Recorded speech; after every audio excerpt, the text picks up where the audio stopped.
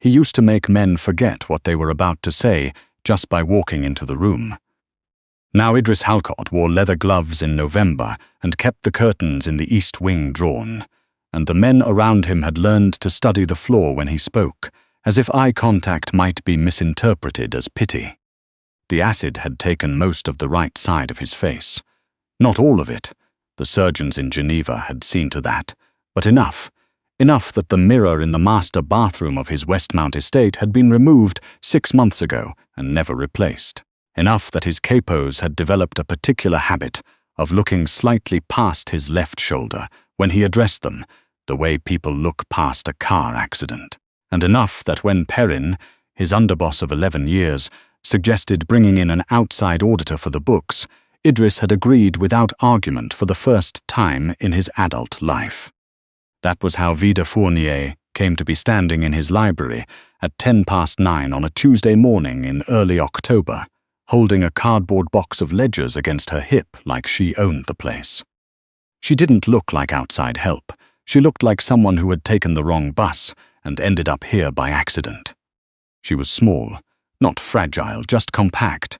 The kind of woman who had learned early to take up exactly as much space as she needed and not a centimeter more. Her coat was off-the-rack wool, slightly too large in the shoulders. Her dark hair was pulled back with a rubber band, not a clip. When Idris's assistant tried to relieve her of the coat at the door, she'd kept it, folding it over the ledger box instead. She'd been standing in the library for 4 minutes before Idris wheeled his office chair out from behind the mahogany desk. Not a wheelchair. He could walk. The acid hadn't touched his legs, but the tendons in his right hand had contracted badly during the long healing process, and on mornings when the cold pressed in through the estate's old stone walls, the grip was unreliable. He used the chair so he didn't have to brace himself against the desk to keep his balance while reviewing documents. He hadn't explained this to anyone. They could assume what they liked. Vida's eyes moved to his face, then away, not with the exaggerated tact the capos had adopted, but with the brisk, neutral efficiency of someone who had catalogued the relevant information and moved on. Scar tissue, right side. Gloved hand. Noted. "You came from Brault and Associates," Idris said. "I came from their office. They contracted me independently for this engagement." She set the ledger box on the side table without asking permission. "I'm not their employee. I work for myself." Perrin didn't mention that. "Perrin hired a firm. The firm sent me." She looked at him without adjustment. "Is that a problem?" It wasn't. It was, in fact, precisely the distinction a certain kind of person understood, the difference between being contracted and being owned. He decided to say nothing further about it. "The South Shore properties," he said instead, settling back in the chair. "The revenue columns for the 3rd quarter don't reconcile with the insurance filings. Start there." She pulled the rubber band off her wrist, retied her hair, and sat down at the secondary desk without being invited. That was how it began. The library had 2 desks. It had never had 2 desks before the fire, but Idris had found in the months since Geneva that he preferred working in proximity to another person, not for the company, but because silence had a different texture now. The silence of an empty room felt like something waiting. The silence of a room with someone in it felt like something else entirely. He had not examined this preference closely. Vida worked with the focused quiet of someone accustomed to conditions that were not ideal. She ate her lunch at the secondary desk. She did not make small talk. She did not look at his face with pity or with the performative blankness people sometimes mistook for respect. She looked at him when she spoke to him and away when she didn't. And the simplicity of it was so obvious that it took him 2 weeks to realize she was the only person in the estate who had gotten it right. On the 14th day, she looked up at 7:15 in the evening and said, "Someone is pulling $30,000 a month out of the Laval Development Fund and logging it as materials costs. The invoices are fabricated. Whoever did it assumed nobody would look this closely." Idris was at the window. October dark came early now, and the garden was just shapes in the cold. "How long?" 8 months. Possibly 9. The earliest entry is February. She turned the ledger to face him. The handwriting on the falsified invoices matches the notation style in 3 other ledgers. Not yours, someone with regular access. He didn't ask her how she knew it wasn't his notation style. She had been reading his handwriting for 2 weeks. Of course she knew. Who else has access to the Laval files? She listed 4 names without hesitating. She had memorized the access logs on day 1. The 4th name on the list was Perrin. Idris was quiet for a long time. He looked at the dark garden. He thought about 11 years. He thought about the car that had pulled alongside his vehicle in February. The same month, the first falsified invoice appeared in the ledger, and the 2 men who had thrown the canister through the open window before his driver had time to react. He had assumed a rival. He had assumed a great many things. "Leave the ledger," he said finally. "Go home, Vida." She started to close her notebook. "Take the back exit tonight. Tell no one what you found."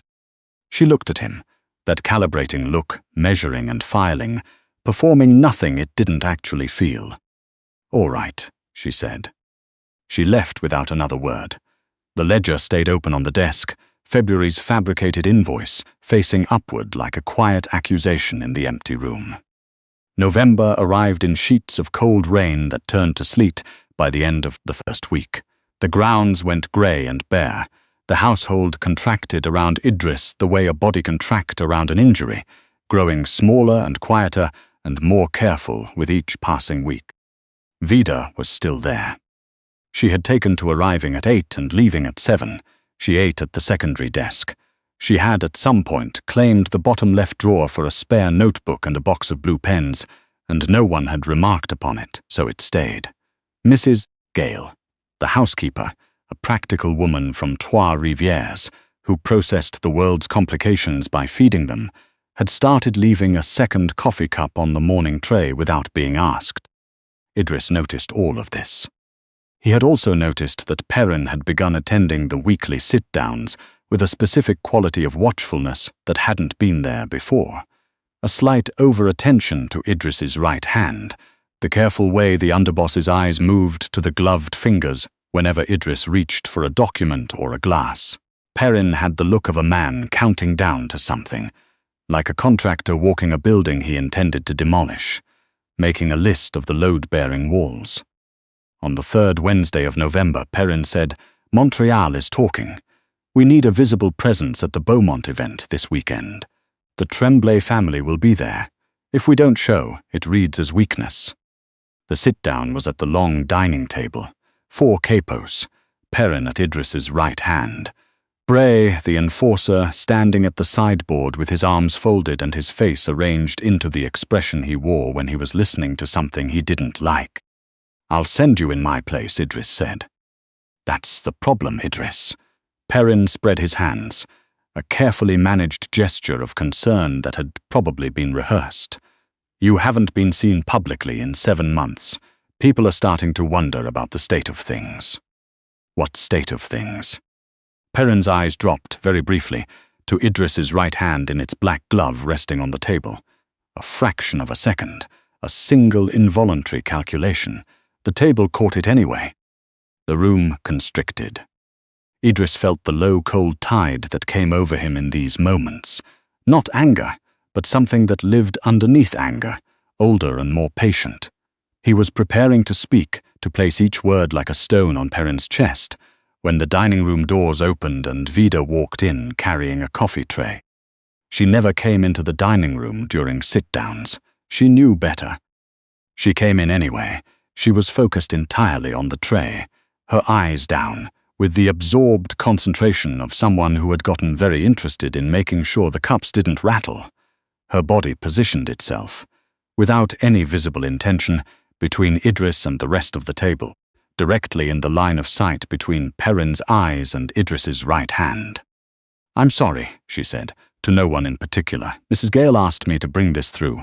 The contractors are in the kitchen." She set the service at the sideboard with meticulous care. "Perrin, your espresso. Black." Perrin looked at the cup she handed him with mild, distracted irritation. Under the cover of the small commotion, Idris reached down. He pressed his right hand flat against his thigh, where the tension in the scarred tendons had been building toward the kind of visible tremor that Perrin had clearly been waiting for, and held it there until the muscle released. Then he put both hands on the table. Steady. "I'll attend the Beaumont event," he said. "Friday. Book the car for 7:30. Perrin nodded with the particular pleasantness of a man who had just received a piece of information he found useful. Vida walked out with the empty tray. She didn't look at Idris on her way past. He noted that, too. She was still at the secondary desk at 9:30. Idris sat across the room, not working. The fire had burned down to coals, and the estate was sealed against the November wind, and the silence in the library had the quality he had come to know, not the waiting kind, but the other one. "You knew," he said. She didn't pretend not to understand. I could see it from the doorway. The tremor. Yes. He was quiet for a moment. "You should have stayed in the back office." Probably. She closed the ledger she wasn't really reading. But you needed someone to occupy a different line of sight, and I was available. She said it the way she said everything, like a line item. Factual. Not unkind, just stripped of the performance that would have made it worse. What Perrin said at the table, Idris started. "I don't repeat what I hear in this house." "That's not what I was going to ask." She waited. He looked at the dying fire. The right side of his face was toward her, the bad side, the one he positioned away from people without thinking about it anymore, the habit so ingrained it operated like gravity. He didn't turn away. "My father built this from a single trucking contract out of Laval," he said. "I tripled the territory before I was 35. I had men who would have walked into a burning building on my word." He paused. "On my word. Not on what I looked like, not on whether I could shake hands without a glove." Vida said nothing. She watched him with that same calibrating attention, the look that measured without performing anything it didn't mean. "I look like a warning sign," he said quietly. The words tasted like something he hadn't intended to let out. Not a man, a reminder of what happens when someone decides to make a point. The fire collapsed softly into itself, a log settling into ash. "You built something from a trucking contract," Vida said. Her voice was careful the way a scalpel is careful. Not gentle, just precise. Before anyone trusted you, before you had a reputation or a record or any of the rest of it. When you were just someone from the South Shore who understood when a handshake needed to be a warning. She paused. "How many of the men in that dining room have done that?" He didn't answer. "Perrin has had 11 years of your work handed to him on a ledger," she continued. "He didn't build anything. He's been drawing down what you built and calling it management. And he's watching your hand because he is counting on you having confused your grip with your judgment."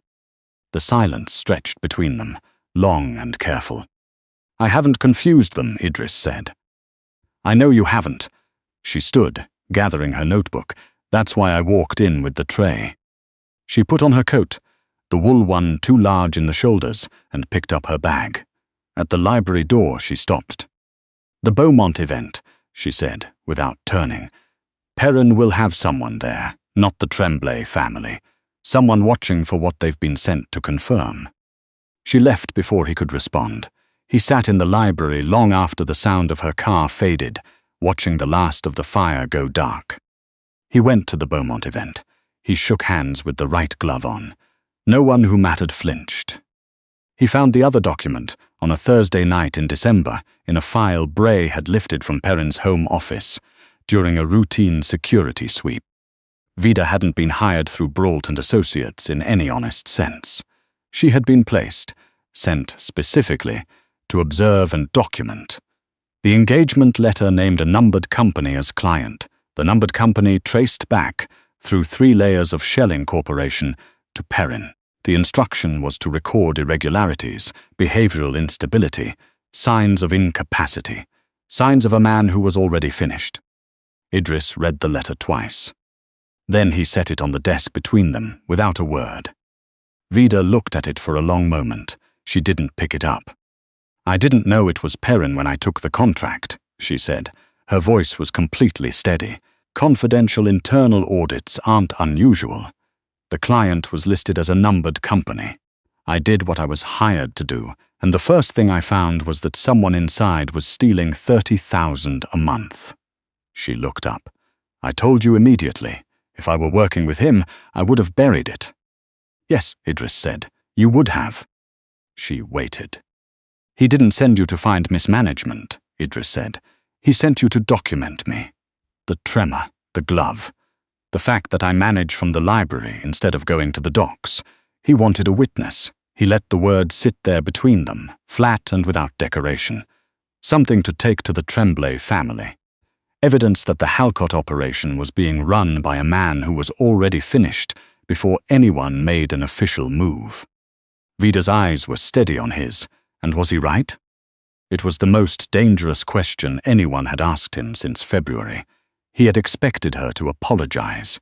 He had expected her to defend herself at greater length. He had not expected her to ask the thing he had been asking himself every night for 7 months. "No," he said. "Then tell me what you need." He did. It came at 2 in the morning on a Tuesday in December, during the first real snowfall of the season. Idris was in bed when the garden lights went out. Not the power, not all the lights, just the East Garden circuit, a surgical cut. He had been waiting for it for 12 days. He reached under the pillow, chambered the revolver in the dark, and sent a single text from the phone on the nightstand.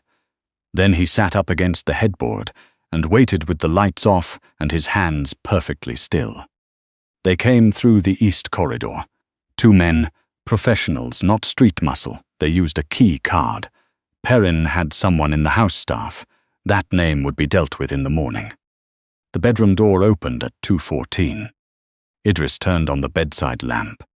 The first man through the door found him sitting up, the revolver resting on his knee, his right hand, ungloved, scarred, holding the grip without trembling in the cold January air, resting on the nightstand. "You can close the door," Idris said, "or Bray can close it when he gets here in about 40 seconds. Your choice." The man closed the door. It was over in under 4 minutes. The library at 4 in the morning had a quality Idris had never known before. The overhead lights were too bright for the hour. Snow pressed white against the tall windows. Vida had arrived 18 minutes after the text. No questions, just her headlights in the drive, snow in her hair, the off-the-rack coat over her pajamas, and she was at the secondary desk, going through Perrin's personal ledgers with her notebook open. "The full money trail is reconstructible," she said without looking up. 9 months, 3 shell companies. When you need it documented for the meeting, it'll be ready. Idris was standing at the window. He was standing because his legs worked, and because he was tired of sitting. He watched the snow. "He thought I was already done," he said. He thought the fire finished what it started. The pen moved across the page. He was wrong about what the fire finished. He turned from the window and looked at her. The overhead lights hit the right side of his face without mercy, without the softening amber lamps he usually kept lit in this room. He noticed only now that he hadn't thought to turn the lamps on. He had just turned on the lights. "Vida." She looked up. "Why are you still here?" She considered him with that look. Not the scar, not the gloves, not the months of drawn curtains. Just him, the plain arithmetic of him. "Because the numbers in this house are more interesting than any numbers I've worked on in 5 years, she said. "And because you haven't once asked me to look the other way." She paused. "And because Perrin sent me here expecting me to watch you fall apart." Her voice went quieter, not softer, just quieter. "And I watched you do the exact opposite. That seemed worth staying for." He crossed the library. He stopped at the edge of her desk. He reached out with his left hand, the one that worked without complication, and tucked a strand of snow-damp hair back from her temple. She didn't move away. "Stay," he said, not a command, something he didn't have a better word for. She looked at him, the calibrating look, and then something underneath it that wasn't calibration at all. "All right," she said. The meeting was called for 9 the following morning. The snow had stopped. The grounds were white and clean in the early December light. The library was immaculate. Mrs. Gale had seen to that before anyone else was awake. Bray brought Perrin in at 9:15. The underboss walked under his own power, but his composure had the brittle quality of a man who had been awake all night revising calculations that no longer added up in his favor. The 3 remaining capos were seated. Vida stood at the sideboard in her coat. She had stopped pretending she was there for the coffee. Idris sat behind his desk. He let the silence hold for a full 10 seconds, long enough for every man in the room to feel the weight of it pressing down. 11 years, Idris said at last. His voice was precisely the same as it had always been. The acid had spared him that. I want that noted. Not because it changes what comes next, because it should be acknowledged. He set a file on the desk. As of this morning, Bray assumes the underboss role. The Laval accounts have been fully documented. The paperwork is already prepared. A brief glance at Vida. She was watching Perrin with the focused stillness of someone who had found a discrepancy in a ledger and was waiting to see how it would try to explain itself. The 2 men who came to the estate last night are not going to be an ongoing matter of concern. You have until noon to decide whether you'd like to account for February on the record, or whether you'd like Bray to do it for you in a less comfortable setting. Perrin said nothing. All the color had left his face. I think you believed, Idris said, his voice level and quiet as standing water, that the fire changed the essential equation, that what you saw in this room, the glove, the chair, the curtains, added up to a conclusion you could act on. He paused. You were reading the wrong column. He nodded to Bray. Perrin was escorted out. The capos stayed. The restructuring was presented in full, without Idris raising his voice once, and when it was done, the men left with the particular speed of people who had revised their understanding of what they were dealing with. The library settled into quiet. Vida was stacking the ledgers into her cardboard box. You didn't have to be here for that, Idris said. I know, she set the last ledger in. I wanted to see how it ended.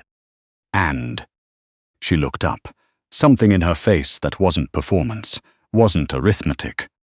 It ended the way it was always going to end, she said. You just needed someone to hold the numbers while you remembered that. He looked at her across the 2 desks and the morning light coming cold and clean through the tall windows. He thought about the way a glove changes the shape of your hand in a room full of people who are looking for something to count against you. He thought about what it meant to have someone standing in the right rectangle of space at the right moment, with no motive except the one that was already there. The bottom left drawer, he said. Leave your pens. You'll need them Monday. She held his gaze for a moment. Then she opened her bag, took out her notebook, and put it in the drawer. January came in bright and clean, and still over the city. The kind of cold that scoured everything back to its clean lines, that left the streets and the rooftops looking rinsed and plain and honest. The estate was different. The mirror was back in the master bathroom, not because of any particular decision, but because Mrs. Gale had replaced it when the January house cleaning came through, and Idris had looked at it in the morning without moving it back down. That was all. It didn't need to carry more weight than that. The library had 2 desks now. It had always had 2 desks now. Vida was at hers on a Friday afternoon, working through the restructured accounts, a second coffee cooling by her elbow. The old radiator ticked in the corner. Outside the tall windows, snow was coming down again, light and steady, covering the garden in even white. Idris was reading a file. His right glove was off. It was off more often now, not because the hand was better, exactly, but because the cold in the estate had eased, and because Vida had once reached across the desk for a document he was passing to her, and her fingers had touched the scarred skin without pause or adjustment, the way you'd take anything from anyone. And after that, the glove had started to feel less like armor and more like a habit he'd outgrown without noticing. Bray's numbers from the docks, Vida said without looking up. Revenue is up 14% from last month. I saw. The Tremblay meeting is confirmed for Thursday. I know. She made a mark in her notebook. The pen crossed the page, small and certain. He watched her. The woman who had walked in with a cardboard box and a rubber band in her hair, and had read his face like a balance sheet entry, and found, in the full accounting of him, a number that added up to something different than what everyone else had been calculating. "Vida," he said. She looked up. He didn't have a sentence prepared. He was not a man who spoke without a sentence prepared. But he looked at her across the two desks in the January light, and he thought, some things don't appear in any ledger. Some things get added to the column marked essential long before you know to record them, and you only see the entry clearly when you look back and try to account for how you made it out. "Thank you," he said 2 words. He hadn't said them to anyone since February. She looked at him for a moment. "You're not a simple account to balance," she said, "but the numbers work out." He made a short, genuine sound, not quite a laugh, but the first cousin of one. She went back to her notebook.